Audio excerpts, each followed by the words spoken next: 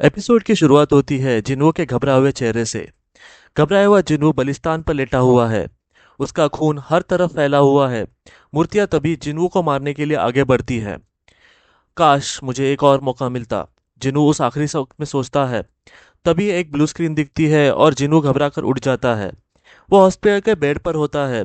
जिन्हों अपना हाथ चेक करता है, फिर पैरों को भी चेक करता है। अपने शरीर पे कोई निशान न देखकर जिन्हों चौंक जाता है। तभी हंटर एसोसिएशन सर्विलेंस के मैनेजर वू चिनचुल जिन्वू के कमरे में आते हैं। वो जिन्वू को देखते हैं और उसके डॉक्टर से मिलने जाते हैं। फिर वो जिन्वू को बताते हैं कि वो 3 दिन बेहोश था। जिन्वू जूही और मिस्टर सॉन्ग के बारे में पूछता है। तभी उसे पता चलता है कि मिस्टर सॉन्ग अपना एक हाथ गवा बैठे हैं और उन्हें हंटर के काम से भी रिटायर होना पड़ेगा। जीहू को गहरा सदमा पहुंचा है तो उसका इलाज चल रहा है। इस तरह उसका हंटर बना रहना मुश्किल है। प्राचीन तहखाने से सिर्फ 6 लोग ही जिंदा वापस आ पाए।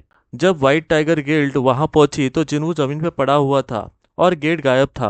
वो मंदिर और मूर्तियां गायब थी। मिस्टर जिनशुल जिन्हू से नई शक्तियों के बारे में पूछते हैं। कभी कभार हंटर को अपनी शक्तियों का एहसास दोबारा हो सकता है, जिससे उसकी शक्तियां बढ़कर एस रैंक तक जा सकती है। मिस्टर जिनचुल जिन्वू को मानामीटर पे हाथ रखने के लिए बोलते हैं। जिन्वू ये सोचकर खुश हो जाता है कि उसकी भी शक्तियां वापस जाग गई होंगी। कोई भी लो लेवल का हंटर मायावी दानवों से भिड़कर बच नहीं सकता। इनके बचने का अर्थ यह है कि वहां कोई ए या एस रैंक हंटर होगा। मिस्टर जिनशुल को लगता है कि जिन्वू को अपनी शक्तियों का एहसास वापस हुआ है। जिन्वू अपनी नई रैंक जानने के लिए उत्सुक था, पर मिस्टर जिनशुल उसे माफी मांगते हैं और कहते हैं कि जिन्वू की रैंक अभी भी ई है। मिस्टर जिनशुल अभी भी हैरान है कि डंजन गायब कैसे हो गया और जिन्वू बच कैसे गया। जिन्वू निराश हो जाता है, पर वो हैरान भी होता है कि उन लोगों ने ब्लू स्क्रीन के बारे में कुछ नहीं पूछा। तभी ब्लू स्क्रीन पे एक अनरीड मैसेज दिखता है। वो उसे छूने की कोशिश करता है पर छू नहीं पाता। तभी जिना जिन्वू के कमरे में आके चिढ़ जाती है। जिन्वू उससे माफी मांगता है। जिना हैरान है कि हमेशा चोट जिन्वू को ही कैसे लगती है। जिना उसे स्कूल छोड़कर जॉब करने की धमकी देती है, सो जिन्वू को अपनी जान जोखम में ना डालनी पड़े। जिन्वू जिना से ब्लू स्क्रीन के बारे में पूछता है, पर तुरंत समझ जाता है कि जिना उसे नहीं देख सकती। जिन्वू जिना से अनरीड मैसेज कैसे पढ़ते हैं ये जानने की कोशिश करता है। तभी एक मैसेज पॉपअप होता है कि strength training has arrived. जिन्वू player शब्द को देखकर सोच में पड़ जाता है। जिना जिन्वू को ठीक देखकर वहां से चली जाती है। सिस्टम प्लेयर की डेवलपमेंट के लिए बना था। इंस्ट्रक्शन को ना मानने पर सजा दी जा सकती थी। जैसे ही जिन्वू कंफर्म करता है, ट्रेनिंग टास्क दिखने लगते हैं। जिन्वू उसे मजाक समझकर इग्नोर कर देता है। मिस्टर जिनचुल चेयरमैन गो को इन्फॉर्म करते हैं कि जिन्वू को शक्तियों का एहसास नहीं हुआ है। तहखाने में दरार न आने से चेयरमैन गो खुश थे। चेयरमैन गो इसे स्पेशल केस बनाकर जांच करने को कहते हैं। मिस चा को अगले बी रैंक रेड में एज ए इंस्ट्रक्टर ज्वाइन होने को कहते हैं। नए लोगों की ट्रेनिंग के लिए ये रेड बहुत महत्वपूर्ण थी। हंटर्स की एबिलिटी को बढ़ाया नहीं जा सकता, पर उसकी लड़ने की कला को निखारा तो जा सकता है। रास्ते पर एक और गेट प्रकट होता है, वो भी सड़क के बीचों बीच। जिन्वू हॉस्पिटल में सो रहा था, तभी ब्लू स्क्रीन पे पेनल्टी का मैसेज आता है। जिन्वू भूकंप के झटके से उड़ जाता है और अचानक खुद को रेगिस्तान में पाता है और एक जाइंट रेगिस्तानी सेंटीपेड को अपने सामने पाता है।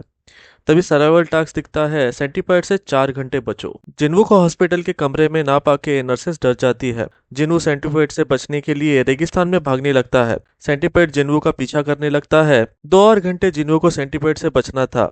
नर्सेस भी परेशान थी। जिन्वू को हॉस्पिटल में हर तरफ ढूंढ रही थी। नर्सेस वापस उसे कमरे में ढूंढने जाती है। सेंटीपेड जिन्वू को मारने ही वाला होता है, तभी 4 घंटे कंप्लीट हो जाते हैं और जिन्वू हॉस्पिटल में वापस आ जाता है और नीचे गिर जाता है। नर्सेस जिन्वू को नीचे पड़ा देख घबरा जाती है। सर्वाइवल टास्क कंप्लीट होता है।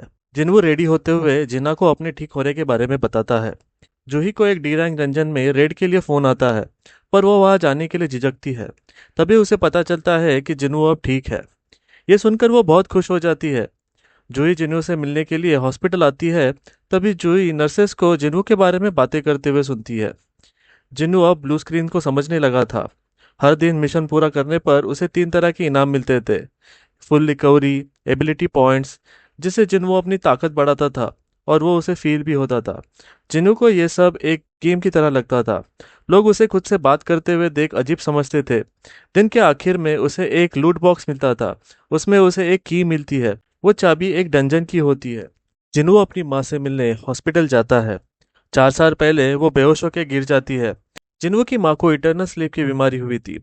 ये बीमारी गेट के नजर आने के बाद सामने आई थी। ये हर 10,000 लोगों में से एक को माना के करीब रहने से होती है। मॉडर्न दवाइयाँ इन्हें सिर्फ जिंदा रख सकती है। जिन्हों पुरानी हार और बेइज्जती को याद करते हुए डंजन के जाने के लिए तैयार होता है और अपनी एबिलिटी पॉइंट्स को ताकत में बदलने का निश्चय करता है। जिन्हों लूट बॉक्स से मिली हुई चाबी से डंजन को खोलता है और अंदर चला जाता है। तभी डंजन का दरवाजा रेड गेट की तरह बंद हो जाता है। तभी ब्लू स्क्रीन पर नोटिफिकेशन आती है कि डंजन के बॉस को हराओ या टेलीपोर्टेशन स्टोन का यूज करो। जिन्हू हिम्मत करके आगे बढ़ता है तभी सामने गॉब्लिन आ जाते हैं और जिन्हू पर हमला कर देते हैं। जिन्हू अपनी तलवार से बचने की कोशिश करता है लेकिन गॉब्लिन उसकी बैक तोड़ देते हैं और जिन्हू दूर जाके गिर जाता है। तभी एक गॉब्लिन जिन्हू को मारने की कोशिश करता है लेकिन जिन्हू अपनी तलवार से उसे मार देता है। जिन्हू बचे हुए गॉब्लिन्स को भी मार देता है। तभी एक भेड़िया जिन्हू पर हमला कर देता है। वो उन गॉब्लिन से भी ज्यादा ताकतवर था। जिन्हू के पैर कांपने लगते हैं। जिन्हू अभी भी सदमे में था। तभी वो भेड़िया वापस उस पर हमला कर देता है। जिन्हू के चेहरे पर चोट लगती है और उसे ध्यान आता है कि यहाँ कोई हीलर नहीं है। यहाँ मरे तो कहानी खत्म।